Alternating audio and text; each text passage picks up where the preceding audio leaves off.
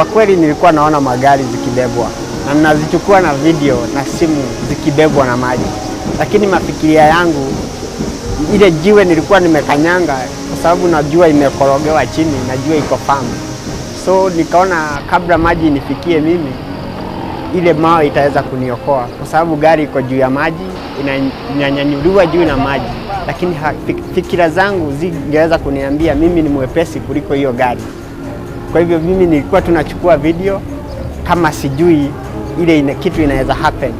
Kabla tumalize tu kufunga tu kazi hivi kuweka, ndio hiyo maji ilikuja. Na inakuja na speed nyingine kubwa sana, hata wezi haiteagi watu time yani ya kujipanga nini.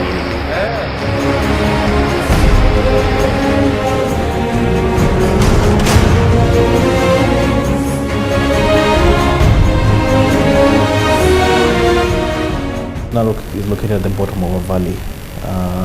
It was ideally put there by leaders generation past decades ago, and they picked the bottom of the valley because traditionally what had happened for the Maasai is that they kept on being pushed away from every single urban center that was developed, from Nairobi, Nakuru, and they knew that the same might happen to Narok. So they more or less picked where it would be impossible to develop a town and to grow one. So they picked the worst position in the whole of the Narok region, which is at the bottom of a valley. Kitu imeleta shida ya maji sababu ya kosa barabara. Ile barabara maji yote napita iko maplot. Sasa maji itapita wapi? Na kila mwaka inaua watu, mali ya watu inaharibika. Safari mali mingi ya watu imeharibika, watu wamepata shida, watoto watu wamekufa, wamama wamekufa. Juu ya nini? Juu ya hiyo shida. Na hiyo shida kitu ililete ni barabara, hakuna maji mahali itapita. Things have changed because of grabbing of the waterways. At least now our waterways were large enough, but now the waterways have been squeezed. You know, naturally Africans are very good in forgetting. Yes, the moment today we had the floods, and then within 1 month, we think the lands have become dry because it have not rained for 1 month, and then we start now building houses on the waterways.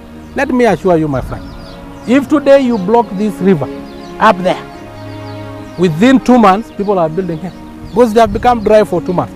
Africans are very easy in forgetting.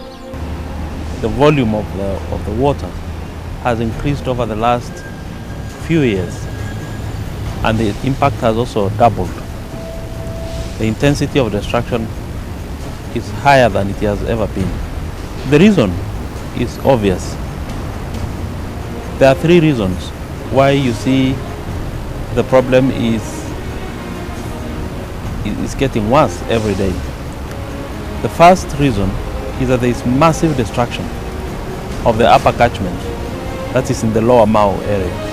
Because of the loss of cover, the soil cover, there is bound to be massive runoff, surface runoff during the rains.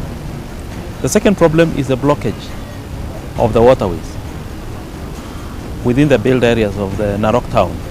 The reason why it has increased in intensity, and that is the third reason, is that because of the massive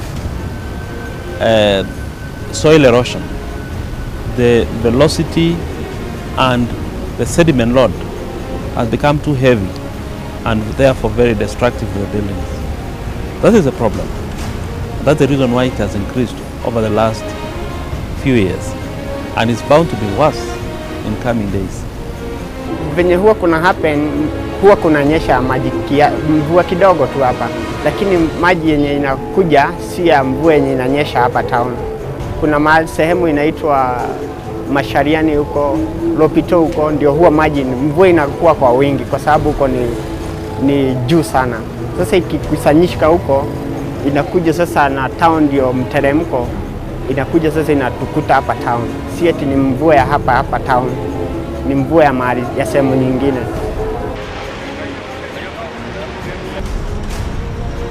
The principle is let's control the flow of water, the velocity of water by having various check dams. And you're talking about 20 check dams upstream, and then having 3 major check dams next to town.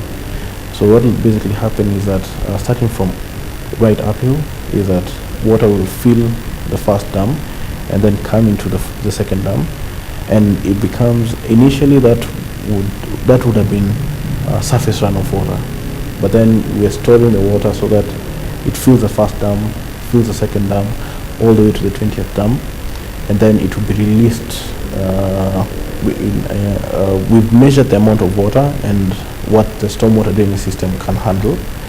So you'd have the release of the water being equal to the capacity of the stormwater drainage system. You clearly do not support the construction of the dam. Not in a million years. And not when I am still alive. Because it is disaster in waiting. It is a time bomb. There is the Arizona River that passes through New York. People go under the river, pass through under the river, over the river with the suspended bridges, but they have never thought of stopping the river. The river must give its own way, because nature is not forgiving.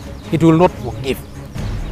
So trying to stop water upstream and telling people to be comfortable downstream on the river bend, then you must be out of your mind.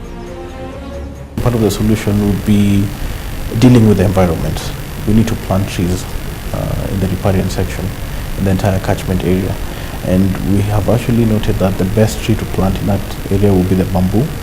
It's indigenous to Narok, indigenous to more forest and most parts of Narok, and it has a very complex root system that will actually trap the water and slow down the velocity of the water. So you'd have less water flowing into the stormwater drainage system. Let us build a ditch that can accommodate, a tunnel that can accommodate the millions of liters that we know in the heaviest rain. That is the millions of liters of water that will be flowing in Narok town.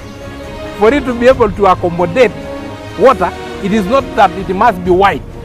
No. It can accommodate water when it is deep enough. So let us make it deep enough, because there are no human beings living down there. And there are a lot of buildings, so we cannot make it wide. If we want to make the trench in Narok to be wide, then we have to take the whole of Narok town, because the whole of Narok town is in a ditch. So you have to bring down the all buildings that are in Narok town. The only thing is that let us dig it deep so that we can accommodate the water that is coming upstream. Suluhisho ambayo iko, tunasikia county government imetoa pesa ya wenye wamejenga nyumba kwa mitaro waweze kulipwa hizo nyumba, ndio posa hiyo mitaro, hizo nyumba zibomolewe, mitaro iweze kupanuliwa. Hiyo tu ndio suluhisho ambayo tunaweza ipata kwa sasa, kwa sababu isipopanuliwa bado hii maafa tutaipata, hasara tutaipata. Lakini tunaomba county government iweze kulipa wenye wamejenga katika mitaro, kwa sababu hata hao ni kuuziwa, wameuziwa. So walipwe hizo mali zao na waonyeshwe kiwanja kingine ambao wanaweza jenga, ndio posa mitaro iweze kupanuliwa. Hiyo tu ndio suluhisho tunaweza pata katika hii maji.